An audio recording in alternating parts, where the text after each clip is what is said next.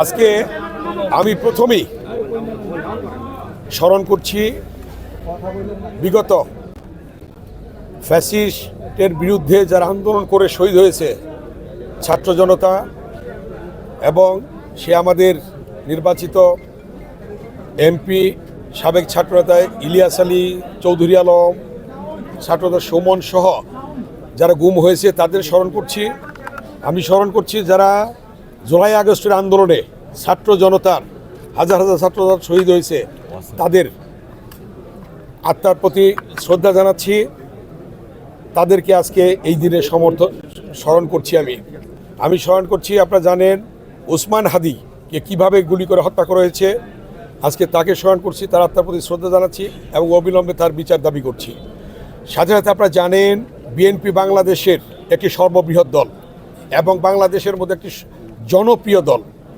সেই দল বারবার ক্ষমতায় এসেছে এবং জনগণের প্রত্যাশা পূরণ করেছে, এবং গত 17 বছর ভোটাধিকার ছিল না জনগণের। সেই ভোটাধিকার প্রতিষ্ঠার জন্যে দীর্ঘদিন আন্দোলন হয়েছে।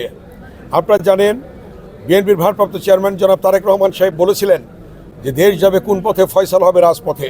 52-এর ভাষা আন্দোলনে সালাম, বরকত, রফিকের রক্তের বিনিময়ে সেদিন রাজপথে ফয়সালা হয়েছিল।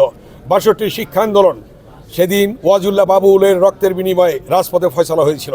69-এর গণঅভ্যুত্থান, শহীদ আসাদের রক্তের বিনিময়ে সেদিন রাজপথে ফয়সালা হয়েছিল।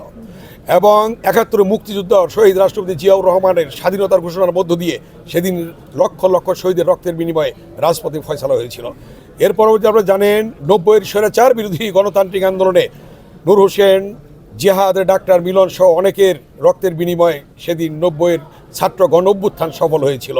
এবং 24-এর গণঅভ্যুত্থান, সেদিন সেই আবু সাইদ, ওয়াসিম এবং আমাদের এই কেরানীগঞ্জের সন্তান রিয়াজ সহ অনেকে শহীদ হয়েছে।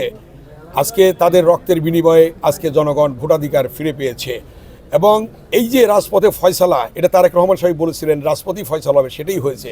এবং তিনি বলেছিলেন যদি বিনা ভোটের এমপিরা পদত্যাগ না করে সংসদ থেকে জনগণ বের করে নিয়ে আসবে, বের করে নিয়ে আসছে।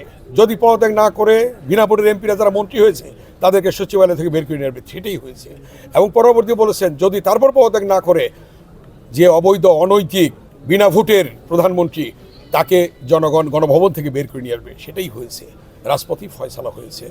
এবং রাজপথে ফয়সালা হওয়ার মধ্য দিয়ে বিএনপির ভারপ্রাপ্ত চেয়ারম্যান জনাব তারেক রহমান একটি বক্তব্য রেখেছেন। সেই বক্তব্যটা ছিল তার যে দিল্লি নয়, পিন্ডি নয়, নয় অন্য কোনো দেশ, সবার আগে বাংলাদেশ, সবার আগে বাংলাদেশকে তিনি উঁচু করে ধরেছেন। এবং তিনি এই কথার মাধ্যমে এটাই প্রমাণিত হয়েছে যে বাংলাদেশকে যে তার ভালোবাসা, তার যে বাংলাদেশের প্রতি অকৃত্রিম ভালোবাসা, সেটাই তার দেশপ্রেমের উজ্জ্বল দৃষ্টান্ত তিনি রেখেছেন তার বক্তব্যের মধ্য দিয়ে। আজকে জনগণ ভোটাধিকার পেয়েছে এবং আজকে আমাদের প্রথম এই নমিনেশন সাবমিট করার মধ্য দিয়ে, নমিনেশন জমা দেওয়ার মধ্য দিয়ে গণতন্ত্র উত্তরণের আরেক ধাপ আমরা এগোলাম। এবং আগামী 12ই ফেব্রুয়ারি নির্বাচন ইনশাল্লাহ অন্তর্বর্তীকালীন সরকার প্রধান, মাননীয় প্রধান উপদেষ্টা, তিনি এবং তার উপদেষ্টা পরিষদ এবং সকল রাজনৈতিক দল আজকে ইচ্ছা পোষণ করেছে, তাদের আশা ব্যক্ত করেছে যে একটি সুষ্ঠু নির্বাচন হবে, ফ্রি অ্যান্ড ফেয়ার নির্বাচন হবে, জনগণ তাদের ভোটাধিকার পাবে, তাদের পছন্দ অনুযায়ী সরকার গঠন করবে। সেই প্রত্যাশা আজকে পূরণের দিকে যাচ্ছে। সেই জন্যই আজকে আমি বলবো যে বিএনপির ভারপ্রাপ্ত চেয়ারম্যান জনাব তারেক রহমান যে দীর্ঘ 18 বছর নির্বাসনে থাকার পর সে যে বাংলাদেশ এসেছেন, উনি আজকে তার আশার মধ্য দিয়ে গণতন্ত্র আরেক ধাপ এগিয়ে যাচ্ছে বলে জনগণের প্রত্যাশা, জনগণের ভালোবাসা, এবং জনগণ প্রস্তুত ছিল তাকে গ্রহণ করার জন্য, বরণ করার জন্য। এবং সেভাবেই কোটি জনতার বরণের মধ্য দিয়ে তিনি বাংলাদেশে মানুষের ভালোবাসা, মানুষের মন জয় করেছেন। এবং আজকে বাংলাদেশে গণতন্ত্র উত্তরণের ক্ষেত্রে জনাব তারেক রহমানের নেতৃত্ব অতীব প্রয়োজন, এবং সেই নেতৃত্বই আজকে আসছে।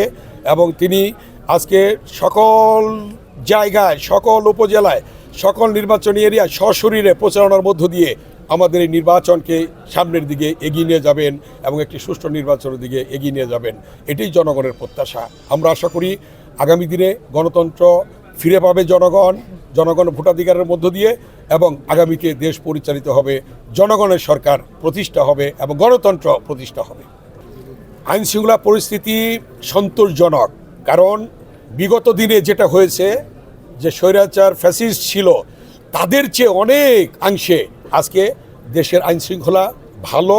তবে কিছু কিছু ঘটনা ঘটেছে, যেটা উসমান হাদির বিষয়টি এবং আরও অন্যান্য কিছু বিষয় আছে, সেগুলি সরকার কঠোরভাবে দমন করছেন এবং তাদেরকে বিচার আওতায় নিয়ে এসেছেন এবং খুব দ্রুত আমরা তাদের বিচার পাবো বলে আমাদের বিশ্বাস।